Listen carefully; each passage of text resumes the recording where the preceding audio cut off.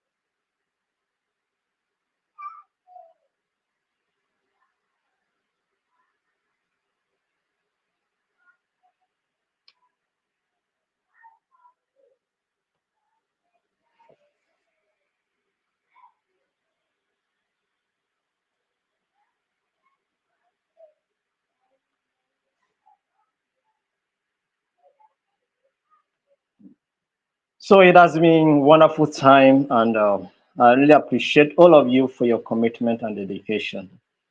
Yes, you people have been seeing, I think some of you have been following the simulation training we are doing on alternative dispute resolution. Those that did their training on alternative dispute resolution, they have been doing presentation. And I was so impressed today when those that presented. And I hope that when next that training comes up, many of you will participate in it. Thank you very much. We thank you for taking time to join us. Happy weekend and happy Sunday. So, if you have joined us, as it is our tradition, you can do way to share this meeting with someone, inviting them to or take this free training. Is being provided for free, from training to certification free. So, do way to share the meeting with someone, inviting them to also take part in the training. You can also place it on your Facebook wall, on your Instagram, on your Twitter account. You can place it on your TikTok account. You can place it on YouTube, inviting somebody to also take part of this meeting. So thank you for joining us today. And today we are in day five. Let's dive into the business of the day. And what is the business of today? We are looking at negotiation and mediation. All right, peace and sustainable development. Right, so we are looking at negotiation and mediation. These are key component, areas so far as peace and sustainable development is concerned, because conflict must be mediated to bring about peace, and of course, development must also be negotiated at the international level, at the national level. You know, developmental issues are being debated, and best options are being, uh, addressed. So we are going to look at these terms and what they mean, and how they are effective in conflict resolution, and how you can apply them, and also maybe some kind of their principles or characteristics that you need to know. So we have a lot of things that we'll be discussing today. So, but They are also key components of alternative dispute resolution. When we're talking about negotiation and mediation, they are key components of alternative dispute resolution. We may not be able to go into comprehensive uh, discussion on negotiation and mediation in this course, like we did in alternative dispute resolution training. Do you understand? But I want you to understand that they are critical components of alternative dispute resolution. That is, I'm talking about negotiation and mediation. So let's first and foremost define what negotiation is all about. What is negotiation? We'll define the two components and then proceed from there. What is negotiation? And negotiation is a process in which two or more parties with differing interests or objectives engage in discussions or conversations to reach a mutually acceptable agreement or resolution. All right. So if I engage with you to discuss on a subject matter, and we are discussing and arguing and making advances and making some point, emphasizing issues and doing all of that, what we are doing is negotiation. But let me give you a very simple example. If you go to the backyard of your house to buy a biscuit in a provision store, and you ask how much is this, they tell you, and you begin to bargain. What you are doing is negotiation. As simple as that. That's negotiation.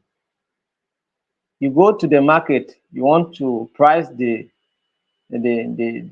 cost of beef, and as you bargain and arrive at the price that you think you can buy, and also the seller also can say, what you have just demonstrated is negotiation.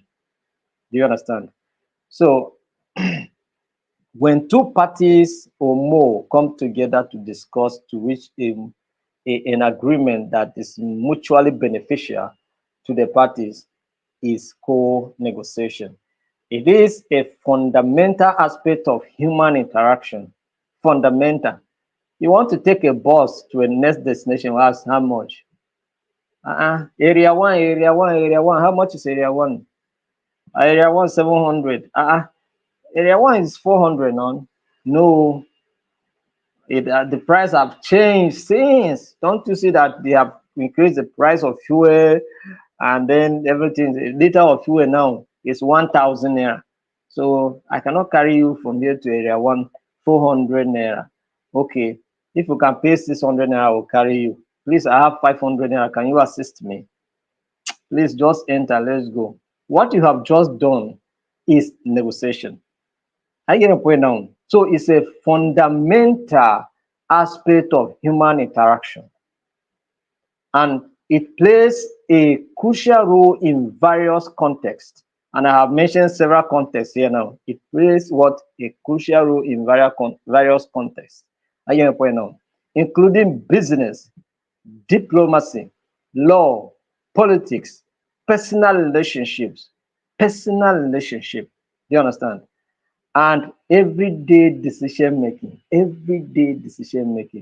So you can see how critical the issue of negotiation is in our daily lives, in our daily interaction, and in everything we do.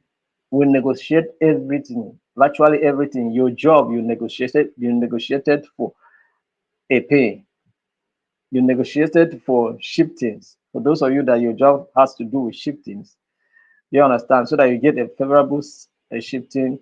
Maybe some of you are doing two jobs. You want to get a favorable shifting so that you can be here and be there. You understand, to earn more. So all of that was achieved through negotiation. If you have done something like that, so in negotiation, each party typically seek to achieve their own goals. That's it. When you go to talk to the biscuit seller that you want to buy biscuit, is it talking to benefit you? No, it's not talking to benefit you. He is there to say and make profit. So he cannot come and say for you at a lower price, or simply because, or maybe he would not come and be bargaining the price to himself for you. No, everybody is bargaining to, achieve their own goals or objectives. So it's quite, you know, uh, it has what we call personalization of goal. Do you understand? So it's being personalized, whether as a group or as individual, it's being personalized. So, and while you are pursuing your goal and your objectives, of course, you consider the interests and the perspectives of all the parties involved. I just demonstrated a cab man and a passenger who want to get to area one here. We discussed the price, and he was giving me his reasons why the price increased. And I look at it, it's a reality, and I felt for also them and also for me as well, because I'm also I want to get to a destination, but I don't have money. Things are very hard in our country, things like that. Do you understand? So these are the perspectives, these are the interests, these are the concerns of both parties. The other party is concerned about the fact that the price of fuel have increased, maintenance of vehicle, and all of those things. Do you understand? And then, of course, family, because from this business of car, you have to feed his family and take care of other stuff. Do you understand? And so you want to get to your destination, and then maybe you are not buoyant enough, but you have to go. You must go. So you have to also make sure that you talk to the person in such a way that he or she can assist, and that is what happened. The person assisted 500. Do you understand? So that's what it means. So in the course of negotiations, the interests of the parties are being considered. Do you understand? The concerns, the perspectives of the parties are being considered. So negotiation can involve a wide range of issues, such as price, terms of contract, resource allocation, resolving conflicts, making decisions, or reaching compromise. So this is what negotiation entails. Do you understand? I've been discussing about the issue of pricing here. But apart from the price aspect of it, it also helps in terms of agreement, in terms of contract agreement. Okay, I'll talk about that one as well. When we are talking about the issue of shifting in a particular job, if your job has to do with shifting, are you getting money on? So you negotiate to achieve the terms that are favorable to you. And also the organization also make sure that they get something that is reasonable for them. And then we'll talk about resource allocation. When it comes to budgetary allocation, you understand resource allocation when it comes to time, financial, and human resources, allocations. All of these are being negotiated. And then resolve because when it comes to time, oh, can we meet by 10? No, no, no, no. By 10, I have something else to attend to. Can we make it by 12 noon? I can be practically free. That 12 noon. I was supposed to attend, but let's see how it goes. I will give you a call by 11 if I will be available by that 12 p.m. But if not, maybe we'll reschedule to see how we can have a favorable time. Yeah, that is negotiation. We are negotiating time resources here. All right. So resolving conflicts, of course, human being, wherever people live, coexist, and co-work, there are bound to be conflict, and that's why we say conflict is inevitable. So when conflict comes, how do you resolve it? You understand? That is it. When it comes, how do you resolve it? So making decisions or reaching compromises. All of these are the aspects of negotiations. All right.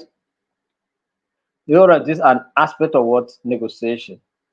But before we dive deep into it, I want us to look at, on the other hand, what mediation is. What is mediation? We have successfully looked at negotiation.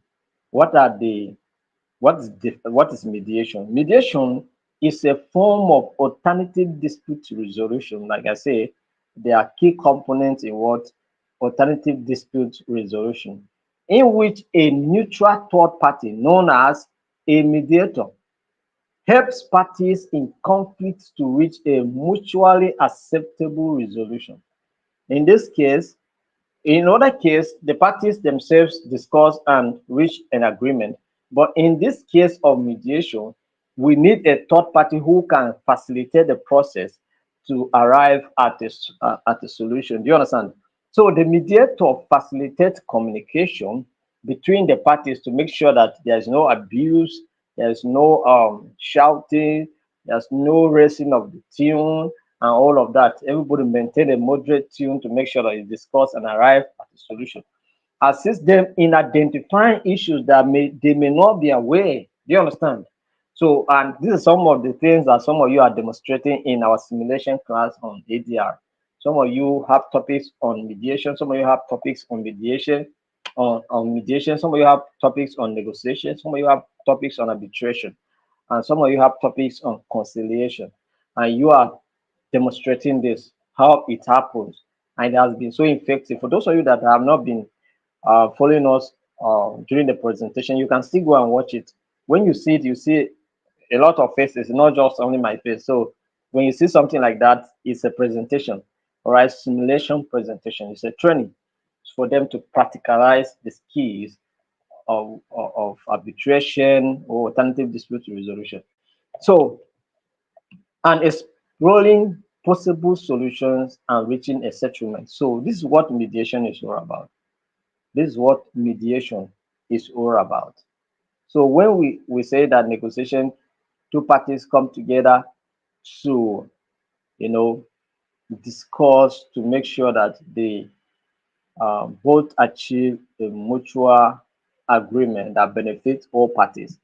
Why negotiation has to do with mediation has to do with a third party who facilitates discussion between the parties or among parties to ensure that they also achieve an outcome that benefits all of them.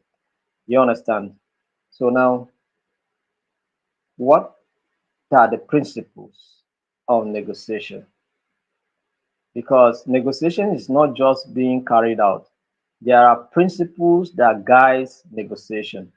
So, and what are those principles? What are those things that must be considered in your negotiation? Because we say that negotiation is very vital in life, in business, in personal relationship, and everyday interaction. So, what are those principles that guide negotiation?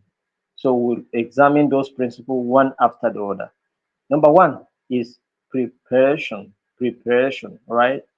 Preparation. That is, for you to be able to negotiate well, you must prepare. For instance, you are going for a job interview and you do not prepare well, how will you negotiate well? It's very funny when they ask you how much should we pay you, and you don't have no idea of what you want. And then maybe, of course, you don't have any idea. You tell them what they should tell you what they can offer. They mention a price, and also uh, and then maybe you lack the ability to negotiate, and then you accept a cheap amount, or you over negotiated, you over make demands. Do you understand? And then you lose the opportunity. So preparation is key. Is when you are applying for a particular job, at least you do a search on the company, look at their policies, look at several things, look at their pay ranges, and talk to maybe some of their employees to know how much a starter is being paid and all of that. Do you understand? So all of these are aspects of preparation because it will help you to negotiate well when you finally get the opportunity to meet the interviewers. I get your point now. So that's why it is. So adequate preparation is crucial before entering any negotiation. So if you must negotiate well, you must prepare well. Lack of preparation will lead to failure or an outcome that may not be, too good for you. Do you understand? So that's why you must negotiate, you must prepare well. So understand your goals. What do you want to achieve in this engagement? Prioritize. What should I put first? Should I put money first, or should I put getting a job first? Do you understand? Then maybe money will come in the course of time. All right. And then what are the limits? What are the limits to which you can go? What are the things, what can you accept? What can you not accept? All right. So you define all of these boundaries, set your priorities, set your goals, your expectations. Are you getting a point now? So that whenever your expectations is met, it will be very, very clear that yes, your expectation is met. And so you'll not just be beating around the bush. This is what I wanted. I just wanted an opportunity. I have it here. Money, I will work hard and get promotion and get better pay when I'm finally in the job. Do you understand? So that's why it is. But first and foremost, let me get a job first. It doesn't matter how much they are paying me, how much are paying me, I can still renegotiate when the time comes. Do you understand? So it's possible. So so you can set such kind of priorities, and then you step into the job interview, and then an opportunity come for you to negotiate and table your own issues and concerns. Then you will not be stammering, you will not be looking stranded. You have something to say and you are very specific about it. You are not stammering about it, that you are so eloquent. So as far as that matter is concerned, you discuss it frequent, and that makes you to look like, it makes you look smart. Do you understand? And then increase your potentials and your chances of being employed. Do you understand? So that is negotiation. So one principles of negotiation is preparation. I can tell you for sure that group group 11 that did their presentation this evening before this training, I can tell you what I saw was preparation. That is, they sat down, worked their presentation well. In fact, they even went ahead and do a role play. That's they do role playing. They practice, rehearse. Do you understand? Everybody participated and demonstrated their role well before they came to do their presentation. So it pays to prepare. And in their presentation, is what is there, since people have been presenting, have been interrupting and making input here and there, but their own presentation, I did not see any place to interrupt. That is preparation. Do you understand? So preparation is key. And you know what? Because I was so impressed with their presentation, we did not just give them 30% marks, which is also allocated for the practicals. And then I also went ahead and promised them that if they want to become members of the institute, I'll give them 50% discount on any membership category they have chosen to be admitted. That is what it means. So when you prepare well, you impress, and then of course it makes you look smart, and then you attract even favor because of your preparation. So preparation is key. Do you understand? It's key. So it's important principles in negotiation. So whenever you want to go and negotiate anything, do what we call homework. Do your homework very well. Do you understand? That's number one. Number two, there's what we call BATNA. BATNA. BATNA. BATNA. Do you understand? So this is best alternative to a negotiated agreement. Best alternative to a negotiated agreement. What that simply means is that when it comes to negotiation, you have to come into negotiations with options, alternatives. Have second plan or plan B. If you have plan A, have plan B. In case plan A did not go well, you can switch to plan B. Do you understand? And if possible, plan C, as the case may be, so far as it may not affect your expectations and what you go with in that conversation. So you come into negotiation with a plan B. Don't just come with one plan. If it's not A, it's not A, then it's not business. You're not serious. Do you understand? Come with an alternative. Come with an alternative. And by so doing, it will surprise you how well you perform in that interaction. So Knowing your partner is essential. Knowing your partner, that is what you can go with. If the first one did not work, is important. You understand? So it represents the course of action you will take if the negotiation fails. It represents the course of action you will take if the negotiation fails. And of course, sometimes it may not be that the the partner is not necessary, be that you are going for a plan B to continue with the negotiation. You understand? But it's possible that if this one did not go, I can get something. For instance, now maybe you want to buy a property, and then a building property. Let's put that way. You have options, all right? You have options, but there's one that's in a very strategic position, and you also have another one that is good, but it's not as strategic as this one.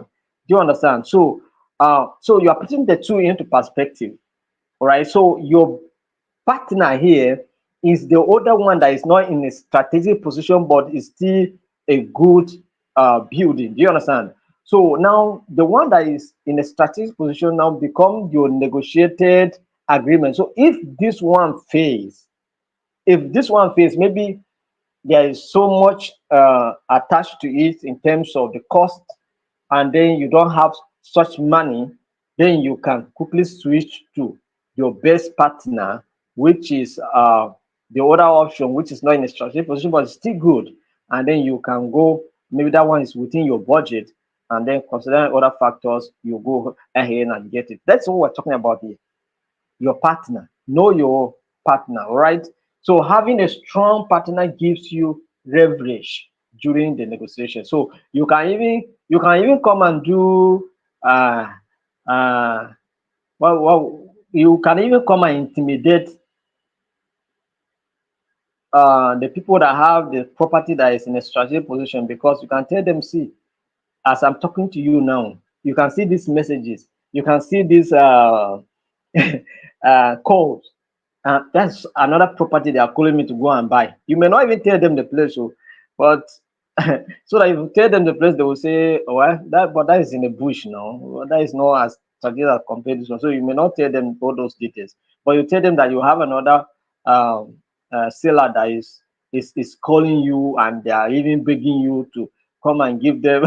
And then I get a point now, but you just want to come here and there, see how we can reach agreement if I can get this one. So, but if you're not ready, I can go and get that one. I get the point now. You can use this into intimidate. It may even make them to even reduce the price for you so that you can get it. Do you understand? But know your partner. If it do not work, you can just switch quickly to your best alternative. Do you understand? We call it best alternative to a negotiated agreement. That's partner. I hope you guys are following. And my explanation is quite explicit so that you can understand very well, right? Focus on interest, not position. Another principle of negotiation is focusing on interest and not the position of the parties. So instead of focusing solely on position, that is specific demands. There are sometimes people come to negotiation and say that, okay, this is what it is, this is what it is, this is what it is. You understand? Those are positions, all right? And that this is what we need, or this is what we want from here. You understand? But don't just focus on the want. Don't just focus on the interest. Don't just focus on on the want, but look at the interest, look at the need. Do you understand? So these things will help you to negotiate better. So try to understand the underlying interest of both parties. By addressing interests, you can often find mutually beneficial solutions that meet both sides' needs. Do you understand? So if we look critical beyond the position of the parties in the negotiation table, then you can be able to, or on the negotiation table, then you can be able to arrive at something good for both of you in the process. So another principle of Negotiation is creating value. Create what? Value. You have to create value. So any negotiation process that take place must add value, must create value to that negotiation. So you have to aim to create value during negotiations by looking for opportunities for mutual gains. Well, this is a tough issue, but I still believe that we can reach agreement if only we are able to bend a little and adjust our position. I think we'll be able to reach an agreement. That is the value we're talking about. So this can involve exploring trade-offs. Trade-offs, that is what you give up. That is in the economy, there's what we call the scale of preferences. Do you understand? So in the scale of preferences, we have what we call the trade-offs. That is what you give up to receive something else. Do you understand? So you trade one thing, you get another thing. Do you understand? In return. So compromise, you can adjust positions or additional options that expand the pie for both parties. Do you understand? So all of this matters. It practically matters in everything. So you have to create value in the negotiation process. All right? Create value. Show willingness to make sure that the negotiation process is completed. So show the willingness. Be willing to sacrifice. Be willing to give up something in return for something. Do you understand? So that is the number fourth principle of negotiation. So far, how many have we discussed? Four. Right? We have discussed four principles of negotiation. First, we say preparation. Two, we talk about the issue of bargaining, that is best alternative to a negotiated agreement. And then we'll talk about what? Focusing on interest and not on the position of the parties. And the number four we just discussed is creating value. So those are the four principles of negotiation we have discussed. So we're going to the fifth one, which is maintain effective communication. Inability to communicate effectively can mar the process of negotiation.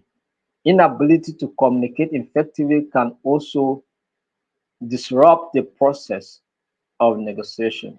Some of us doesn't know how to communicate, and that's why sometimes we find it difficult to resolve conflict. Do you understand? Some of us, when we are angry, will just be ja, ja, ja, ja, ja, ja, ja. You don't want to listen to anybody. All right, that is a bad habit. Okay, so even when you are provoked, you can still give a listening ear, and also you can be able to put your emotions under control and then communicate effectively in such a way that it builds and promotes dignity and humanity. Do you understand? So clear and open communication is key to successful negotiations. So you have to listen actively. It's a component of effective communication. Ability to listen actively and effectively, right? To the other party's perspective. Listen to my perspective. I will listen to your own. When you are communicating, when you are talking, I keep quiet. When you finish, I put my own input. Do you understand? And then we continue like that until we arrive at a solution that is better for all of us. So ask clarifying questions and express your own interests and concerns thoughtfully. Thoughtfully, don't just guess issue. Reason before you reply. Do you understand? Thoughtfully, that's what we're saying. Express your issues and your concerns and your interests thoughtfully.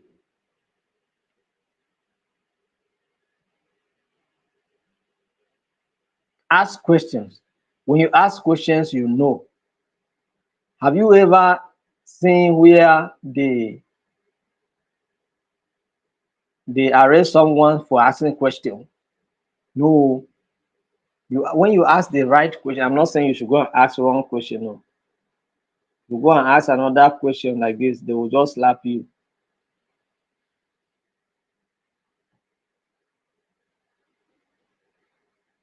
So maybe you go and ask somebody now, why are you stealing government money? Is that what they position you here to do? You are stealing government money. Oh, so you ask me, so you have to come and prove how I'm stealing government money, right? So that one you're looking for trouble. Except you are on, you are you are on oversized functions. Like maybe you are in the National Assembly, you go on an oversized function that you can ask such kind of terrible questions. Do you understand? But even at that, you can ask questions as to why things have turned out the way they are, not necessarily accusing anybody of stealing money. Why are you stealing government money? Except until your investigation confirm that they are stealing money, that you can come out to say clearly that someone stole money. Do you understand? So, communication is very, very vital, and the ability to communicate effectively matters a lot. And this is where the issue is, because most of us doesn't know how to communicate. We communicate. Somebody asks you a question, a very simple question, and then you say, "Why are you asking me that stupid question?" Is that how to communicate? Even if the question was so stupid, can't you just respond in a different dimension? Or why can't you just maybe if at all you don't want to respond, can't you just keep quiet? Maybe ignore the question. Maybe instead of asking the person, "What kind of stupid question is that?" And many of us does that. You say, "What kind of stupid question is that?" Do you understand? So maintain effective communication. So building trust is also another principle of negotiation. Building what trust. You know, for you to arrive at mutually beneficial outcome for both parties, you must first and foremost sit down, build trust. The ability of the other party to depend on what you are saying is key.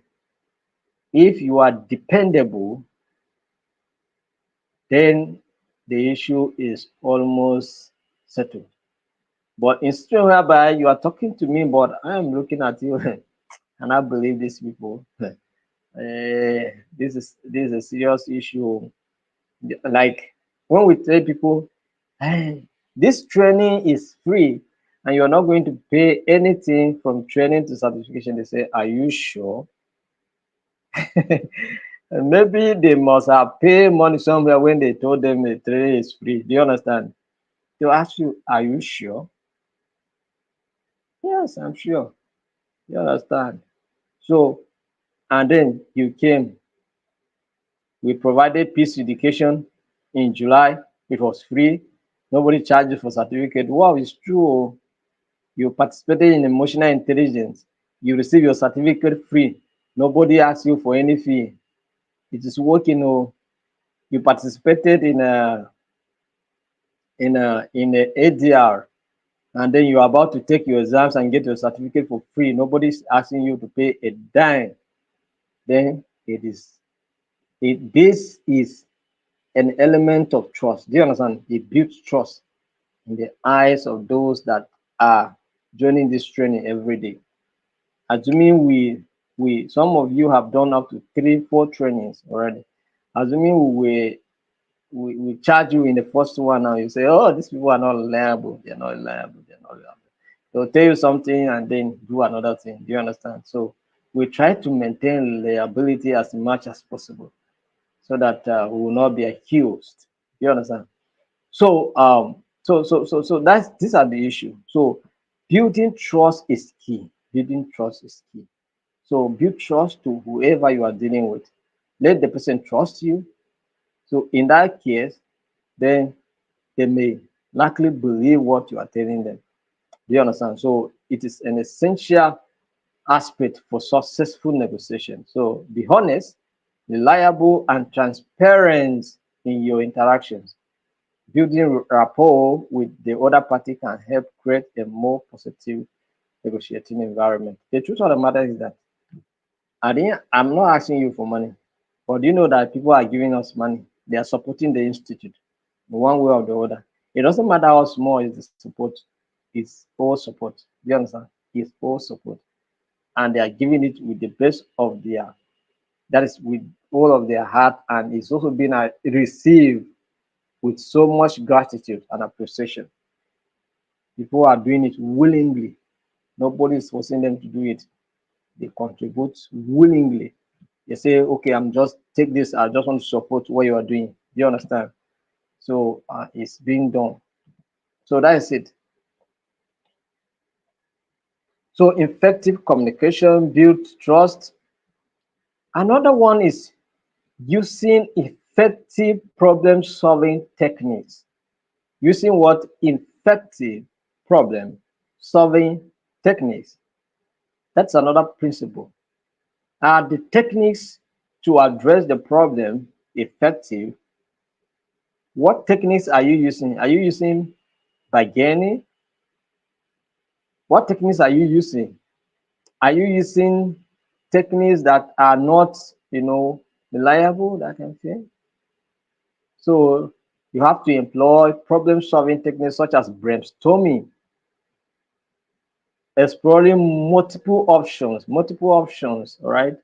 Multiple options like what you used to see in exam, A, B, C, choose one. Multiple options. Do you understand? Or the Dehi techniques, several other ratio techniques, and so many of them are there. You can choose one and then deploy it, and it will help you. And then seeking creative solutions that may not necessarily be from any of those, but are from the you know from your head reason together, and then you come up with something good. So to overcome impasses and reach agreement that satisfy both parties. So using effective techniques or problem solving techniques can help to reach an agreement. And I gave you an example of those techniques. Brainstorming. Brainstorming simply means you bring idea, I bring my own. We'll put those ideas together, evaluate and assess them, prioritize, and then decide on the best alternative. Do you understand? That's what brainstorming is all about. Manage emotions. Manage what? Emotions. So emotions can impact negotiation. Emotions can do what? Impact negotiation. Some of us are so emotional, highly emotional. Why are you highly emotional? Small thing, you are just crying. You cannot even reason and coordinate yourself well. You are just crying and crying and crying and crying. Calm down and discuss. Control your emotion. That's what we call self-regulation. Control your emotion. All right. And but before you control yourself, you must first and foremost be aware of who you are and how you feel. When you are able to identify that, you can be able to self control yourself. Do you understand? So that is it. If you do not do it, self control may be difficult, self regulation may be difficult. So you first and foremost know how you are feeling, how the issue is hitting you.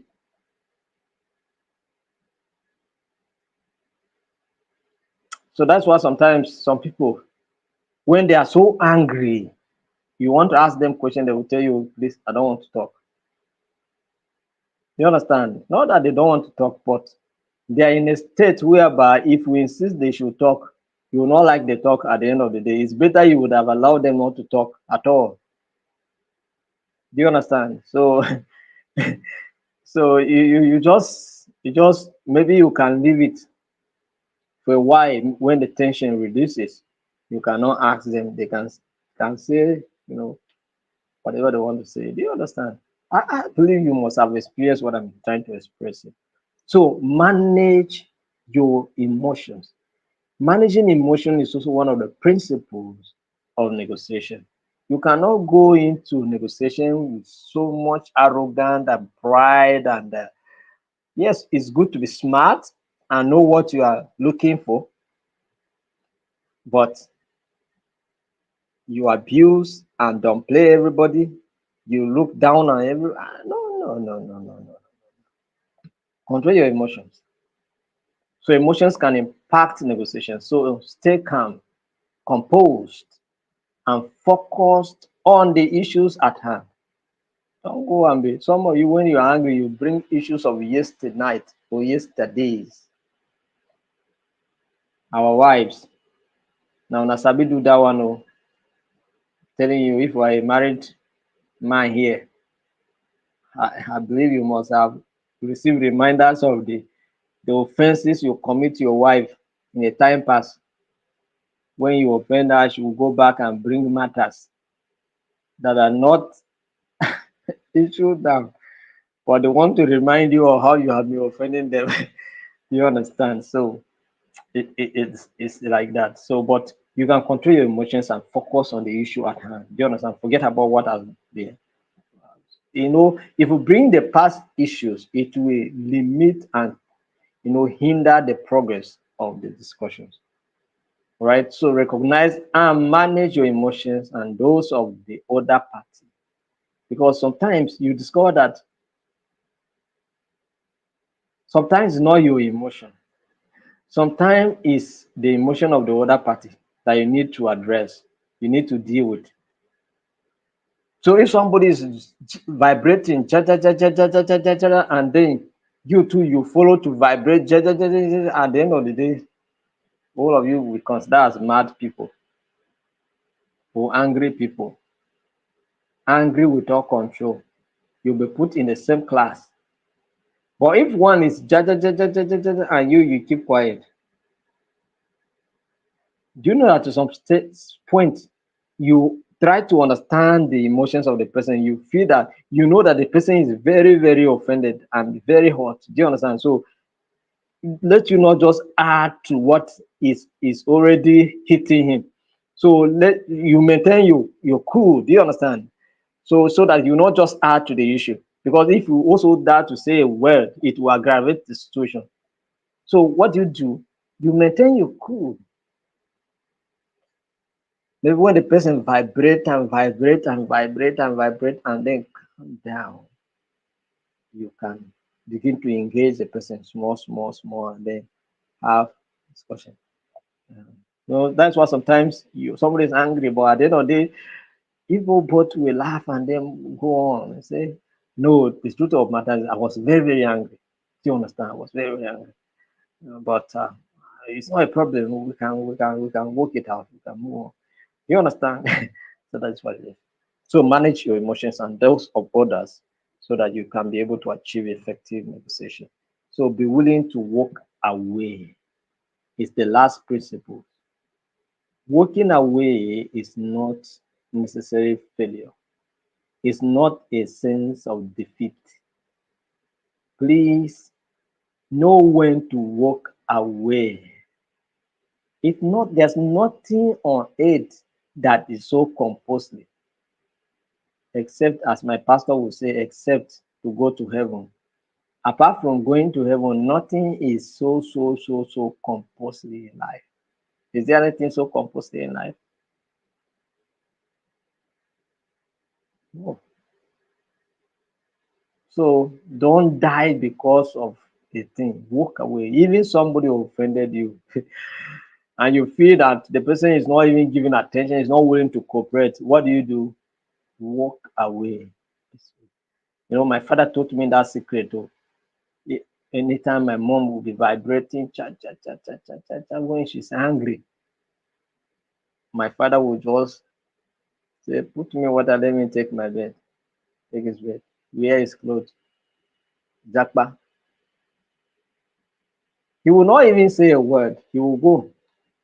By the time he comes back, we don't know how he used to say to her, we don't know. I don't know. But the matter cannot just resurface. You understand? Settle. So you can walk away if you cannot be able to contain the excesses of your wife. Just Oga, do a stroll, go out, come back. By the time you come back, everywhere is quiet. They will serve you food, you eat, and then maybe later, you go and settle it.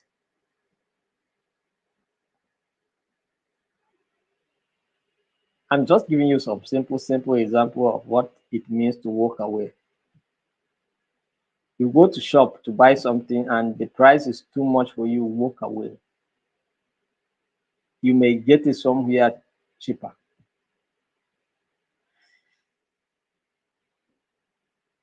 So sometimes the best outcome is to walk away from a negotiation that does not meet your needs or is not in your best interest. You can walk away. All right. Some people walk away. They say, "This president, why can't we do it on Zoom?" No, we don't want to do it on Zoom. We don't want to do it on Zoom. We want to do it. Some say in WhatsApp. We should do the president on WhatsApp. We cannot do it on WhatsApp. We'll do it here on Facebook here. So maybe they were not comfortable with doing on Facebook or YouTube, so they walk away. They walk away. So you can walk away. Nothing is a must. Even though it's a free training, but they are trying to compare me to join training on Facebook. So I walk away. So you walk away. For those that it is in their best interest, they are here. And even if it's not even in their best interest, they feel that they can sacrifice to be here, they are here. You understand? So that is just it. So that is they may not be Facebook people, but for the sake of this training, they bent to just join and get knowledge. Do you understand? Ah. So knowing when to walk away can be a powerful negotiation tool, techniques, tactics. So what have we done so far? We have successfully, identified uh how many principles of negotiation? More than 10. Do you understand? We talk about preparation, we talk about best alternative to a negotiated agreement. We talk about focus on interest and not what on position. We talk about creating value. We talk about maintaining effective communication and then also build trust. This is just a way of recap. I'm just trying to recap the principles of negotiation that we have discussed. Use of effective problem solving techniques, manage emotions, and be willing to withdraw, be willing to walk away.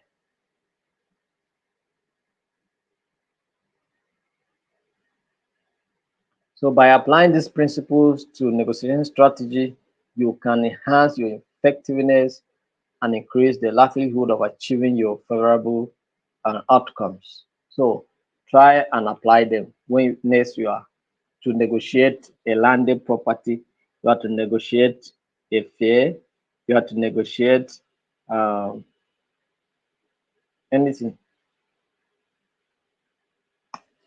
all right? Anything. So let's go ahead. Let's proceed. So we earlier defined mediation as a form of alternative dispute resolution in which a neutral third party known as a mediator helps parties in conflict to reach a mutually acceptable resolution. Is it not so? That's what we say. So we say the mediator facilitates communication between the parties, assisting them in identifying issues, exploring possible solutions, and reaching a settlement. I hope this is what we discussed, right?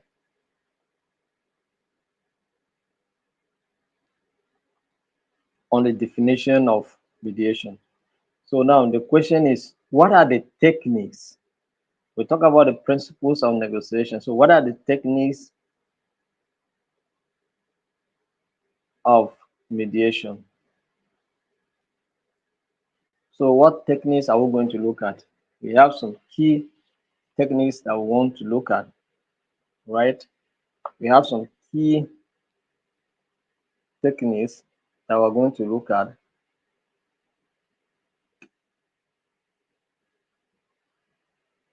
But before we look at those techniques, let's take some few notice on this mediation. All right, there are some few notices or notes I want you to make on mediation. There are some certain aspects of mediation that I want you to look at them before we discuss the techniques. That mediation is what voluntary. Negotiation is what voluntary. So you are not going to force anybody into negotiation. It's a voluntary thing. People come into negotiation table voluntarily, or mediation rather. It's a voluntary thing. So you can engage someone into such kind of conversation. Do you understand? It's a voluntary thing. Don't need to force anybody into it. So if you are not share this meeting, inviting someone, just to invite them to also take part. Don't share it with someone. Put it on your wall and encourage them to participate in this. And then also be actively engaged in participating, paraphrasing, commenting what you are learning. Tell us where you're joining from. All of these will help us to know who is engaging with us here. Thank you very much. We appreciate you as you do this. So, uh, mediation is voluntary, and mediation is also confidential. One of the characteristics of mediation is confidentiality. It must be carried out in a confidential manner. All right. When talking about confidentiality, when we talk about setting rules for mediation, there's one rule we call, you know,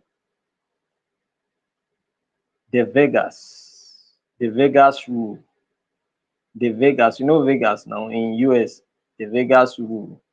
There's a state or a place, a city in the United States of America called the Vegas or Vegas. All right. So we have what we call the Vegas rule.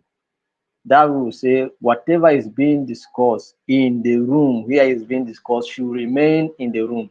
You should not take it outside. So whatever is being discussed in Vegas should remain in Vegas. That's what it is. So it's confidential. All right. But we have some exception when that confidentiality can be broken in most especially when life is being threatened and all of that, and then maybe there are some risk involved in that process. So impartiality, mediation is what? Impartial. If you must mediate, you must maintain a position of an impartial person.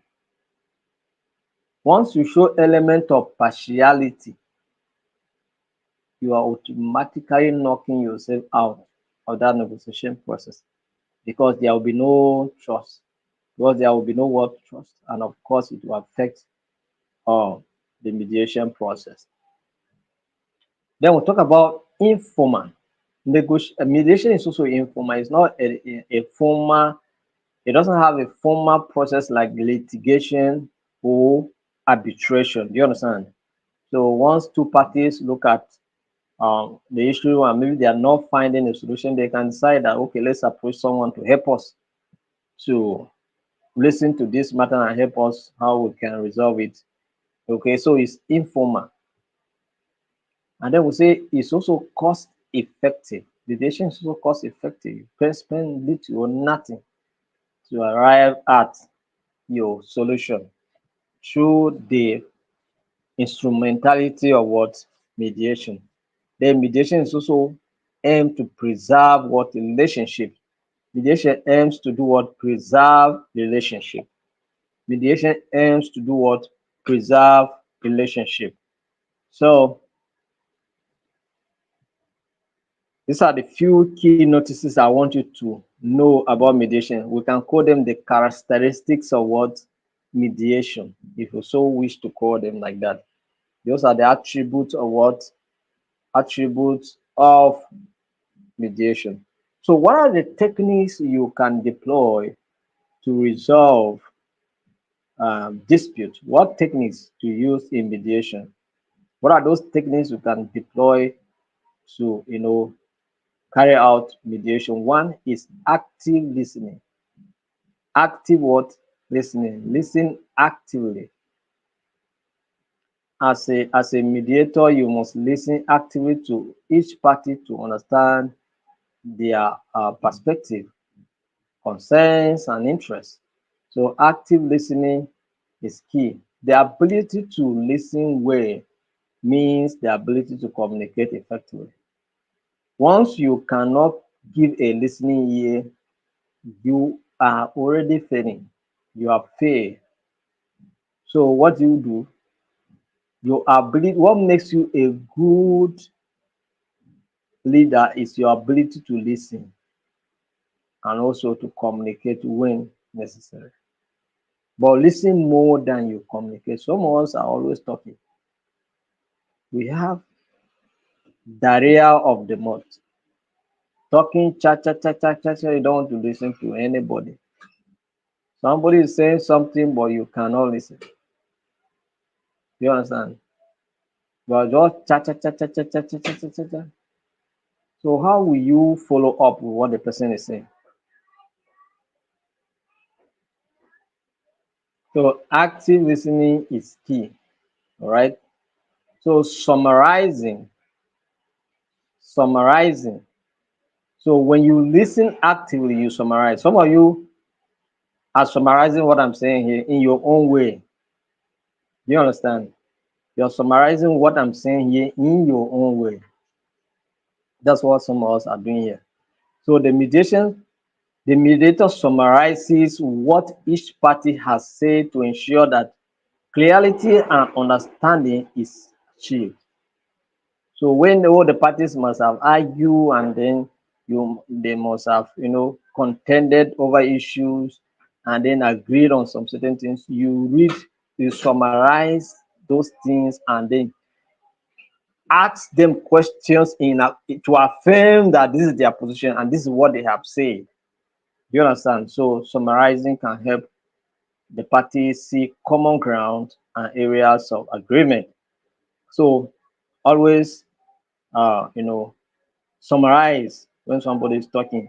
And let me give you an example of how you can summarize. Um, Mr. Kula, I think you are saying that Mr. Coyote is to give you 200,000, but he has given you, or was to give you 200,000, but he has just given you 100,000, and you want the remaining 100,000 to be paid before the end of this month. Is that what you are saying? Is that your position? Yes, that is my position. You have summarized the thing and you have asked him a question to affirm it. So you affirm it. Do you understand? So summarizing is very key. Then reframing. So the mediator may also reframe statements or issues in a neutral or more positive light to parties. Do you understand? So because there are some certain issues that the party, the way they are presenting it in their own presentation is, there are some people that sometimes when they speak, I will tell you that's if it's a personal thing or I'm talking about personal now. I will tell you that you don't know how to talk. Because what you are saying now is just making me to be more angry. Do you understand? So why can't you talk in a way that it can make me also to feel better to contribute to what you are saying? So in this kind of situation now, a mediator will have to reframe statements so that at least it will be suiting. Do you understand? So that you can give room for the parties to feel at least. "Ah, oh, have you not seen when somebody says something that, oh, you say, oh, this is exactly, at least now, this is what I was expecting to hear from you. Do you understand? Something like this because of the way someone is presented in a different way. Do you understand? So things like that happen. So reframing is also key, or it's one of the techniques. Brainstorming, that is encouraging parties to generate ideas and potential solutions without judgment can help expand the range of options and foster creativity. So that is what it is. I have talked about brainstorming here. You share ideas and then prioritize issues and then come up with the best alternative for your engagement. You understand? That's another principle. Another principle is caucusing. Caucus. The APC caucus, the PDP caucus, or caucusing. Do you understand? Caucus. I'm just trying to use those. Some of us are politicians. You when we talk about we are the PDP caucus, we are the APC caucus. We are the caucus members. Do you understand? So that's what we call caucusing. All right. In caucusing, the mediator meets with each party separately to discuss sensitive issues, exploring what interests, and facilitate communication in more private settings. So you say you are going to meet with the caucus of the party to discuss, say, or maybe there are conflicts that are going on in the party, and so the caucus members want to resolve the conflict. So they are meeting with the individuals separately to hear from their view and look at the best thing they can do. Do you understand? Sensitive issues, caucus. Managing emotion again appears here. Also, in mediation, you must manage emotion. The mediator help parties manage strong emotions. You don't know who you are dealing with. I can beat you black and blue and nothing will happen. Mr. Kola, calm down, please. You don't need to raise your voice. In fact, you are even violating the rules of engagement. But the rules of engagement say you should not raise your voice. You should not also interrupt someone when they are speaking. You are going off. So the best thing that can happen to you is to manage your emotion. Please, can you manage? Can you control how you feel? That is the mediator. That's your role. You are telling the person that is so angry and is overreacting and easily irritated and offended. Do you understand? So you have to like calm him down, calm him all the way down so that you can be able to engage him. So managing emotions is key. And of course, you, the mediator, also have to manage because sometimes the matter will be so choking that you yourself you also be affected. You'll be feeling somehow. And if there's nothing, you'll be feeling for someone. You don't need to feel for anybody. You understand? You don't need to feel for anybody. Your job is to facilitate conversation. You are not to come and feel for anybody or take side. Do you understand? So that is it. So generating options. The mediator can help parties generate variety of potential solutions and explore different ways to address their underlying interest. Do you understand? The underlying what interest. So reality testing, the mediator may help parties evaluate the strengths and weaknesses of their position, assess the likely outcomes if the dispute goes to court, and consider the practicality of proposed solutions. Because reality testing, the mediator can also help you to understand certain things. I may tell you, please don't make this issue go to court because all of you will end up suffering. One of you, time will be wasted, money will be wasted, and you may not even get a reward or award that meets all the expenses you incur and everything. So agreement drafting. Once parties reach a resolution, the mediator can assist in drafting a formal agreement that captures the terms of the settlement in a clear and comprehensive manner. So we have agreed that, okay, Mr. Tunde, Kola is going to give you, Mr. Kayo, Kola is going to give you your money by end of the month.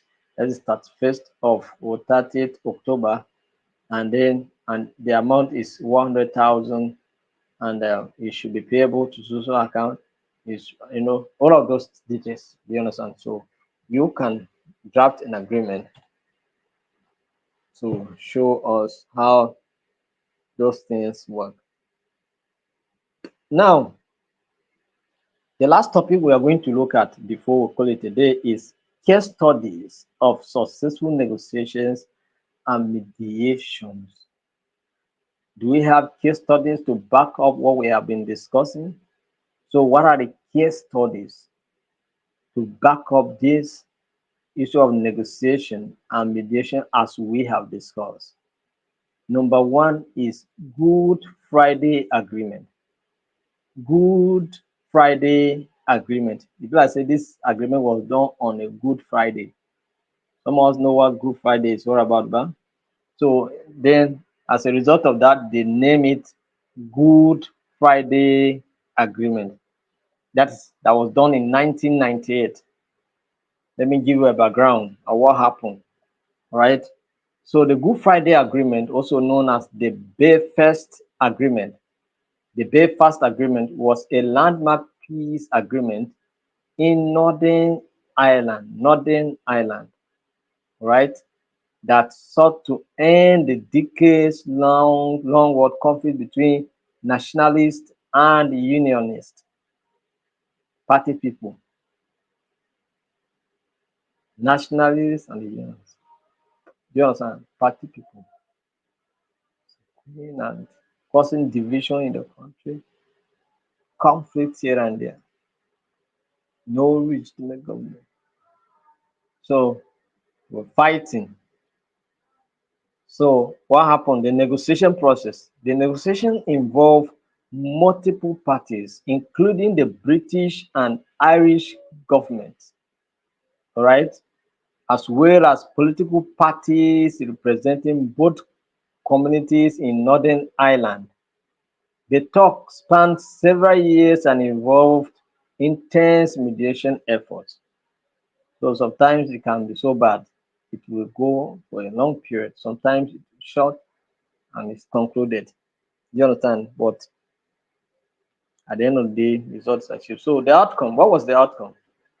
The agreement established a power sharing government in Northern Ireland. Power sharing government in Northern Ireland addressed issues of governance, human rights, and decommissioning of paramilitary weapons. All right, so it has been credited with bringing an end to the violence and significantly improving the political landscape in the region in Northern Ireland. Are you, some of you that have traveled to the country, you can attest to how they are doing. Do you understand? So, but what was the problem? Power sharing, right? So, between the unionists and what? The nationalists. That's number one case study that we have discussed. Number two case study is Camp David Accords. Camp David Accords had a successful experience when it negotiated the case or mediated the case between and Egypt, Israel and Egypt in 1978. 1978. So background. The Camp David Accords were a series of agreements signed by Egyptian President Anwar Sadat and Israeli Prime Minister Menachem Begin. It was mediated by the US President Jimmy Carter at the Camp David Presidential Retreat in Maryland in US. All right, that's where it was mediated upon by the President of the United States of America, Jimmy Carter. So what was the negotiation process? The negotiations at Camp David were intense and lasted for 13 days. 13 days. So you can see the other one was several years, but this one now was just 13 what? 13 days, not even up to a half of the month. So President Carter played a crucial role in facilitating communication between the parties and finding common ground. What was the outcome? The accords led to a peace treaty, a peace war treaty between Egypt and Israel, the first between Israel and an Arab state. The agreement laid the foundation for diplomatic relationship between the two countries and has endured for decades. And that's why Egypt claimed that uh, when Iran released the first missiles they released during the last the order before the last one, right? So Egypt claimed that they helped in intercepting what those missiles. Why? Because they have a treaty with Israel. They are maintaining peace. Do you understand? And Israel also vow not to. If we go into details of that, is that Israel was not, because it was on the issue of border encroachment. So Israel say you're not going to step beyond our borders again. And of course, there are certain areas that Egypt was taking that Israel needed them to take control of. And all of that was done. And they have their borders, Israel have their peace. Don't attack us. They are not attacking them again. You understand? So we have South Africa's transition to democracy. Another case study, South Africa transition to democracy in 1990s. So what's the background here? The negotiation that ended apartheid and led to South Africa's transitions to democracy are often cited as successful example of conflict resolution through negotiation. So how does the negotiation happen in this case? The negotiation involved the African National Congress, the ACN, led by Nelson Mandela, the apartheid government, and other political parties. Mediation efforts were supported by international actors. What was the outcome? The negotiation resulted in the peaceful dismantling of the apartheid, the release of Nelson Mandela from prison, and the establishment of a democratic system with universal suffrage. The Truth and Reconciliation Commission was also established to address past human rights violations. What I was agitating here yesterday that we need to do in Nigeria. So these things were done. At the end of the day, South Africa with other people have been reconciled, and development is fast taking place in South Africa. And then in Rwanda, the same thing happened. You know. And then here we are denying even the conflict in the first place. So how can we resolve it? So these are some of the case studies that we consider today, considering how far they were conducted and the success thereof. So these are some of the case studies. And this is how much we are going to take for today. I really appreciate all of you for taking time to participate in this training. Like I said, this training is going to be continuous. All right. So next month we'll also be having training on peace and conflict management, a very important course that you can participate. We are going to release the flyer soon so that people will start registering for it. We want to see many people register for that course because the main course, peace and conflict resolution or management. So the flyer will soon be out so that people can start registering for it. All right. And then we'll give you manual as we progress. All right. We'll give you manual as we progress so that you start reading and getting yourself ready for your examination, as the case may be. So thank you very much for taking time to be part of today's training. Let me see if I can have any question. If I don't have any question, I will I'll progress. So for those of you that are asking me about groups, if you did not do any training on alternative dispute resolution, you don't need a group. For this peace and sustainable development, there is no group except the main group where all of you during the registration you will add it. Apart from that, there is no group. We are not doing any presentation in this course. All right. So we may just dare to do what we call have an interaction, maybe on some topical issues that concerns sustainable development in our peace clinic. But yeah, it's not an assignment. You just may come to just share knowledge with the world. Do you understand? So, but you don't have a group here. Group are for alternative dispute resolution simulation training classes. So thank you very much. We appreciate all of you. We hope that you will join us same time tomorrow by 7 p.m. as we look at, let me tell you what we'll be looking at tomorrow, as we'll be looking at peace building strategies. Peace building strategies. So you want to know the strategies involved in peace building, be here by tomorrow, 7 p.m. Have a wonderful night rest. And somebody's asking, how can we be members of the institute? Okay, okay. Let me send you my WhatsApp number. You chat me. Um, uh, how can we be members of the institute? Mr. Anytime, I'm sending our WhatsApp number here now. You can chat me up. We'll add you in the group so that you can look at the processes to become a member of the institute. All right. So the number is 08077987757. That is our WhatsApp number. WhatsApp number. All right. WhatsApp. So you can chat us on WhatsApp, and then you will get answers.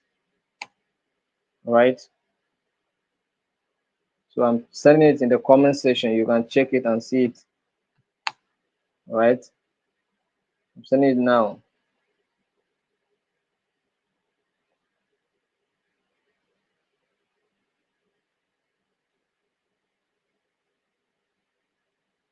I think it has been sent.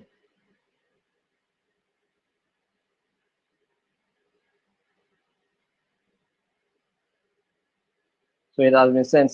Sit here now. So you can copy the number, chat, reach me out, and then I will guide you on how you can become a member. Okay, thank God you got the number right even before I share it. 08077987757. That's it. Thank you very much. Have a wonderful night rest. We'll see you tomorrow by 7 p.m. rather, by 7 p.m. I have another meeting by 8:30. So I have 8 minutes to join that meeting. So I'll see you by tomorrow, 7 p.m. Thank you very much. Good night.